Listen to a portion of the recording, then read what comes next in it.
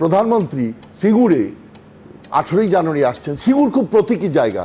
সিঙ্গুর সারা বিশ্বে একমাত্র সেই জায়গা যেখানে তৈরি হওয়া শিল্পের একটা কারখানাকে দুরমুশ করে বুলডোজার দিয়ে ডিনামাইট দিয়ে টুকরো টুকরো করে ভাঙা হয়েছিল। একটা শিল্পকে তৈরি করতে অনেক সময় লাগে, সেই শিল্পটাকে ভেঙে দিয়ে টাটা গোষ্ঠীকে পাত্তারি গুটিয়ে পালাতে হয়েছিল। তাহলে এই জায়গাতে দাঁড়িয়ে যখন প্রধানমন্ত্রী আসছেন তখন কিন্তু একটা উন্নয়নের বার্তা আসছে।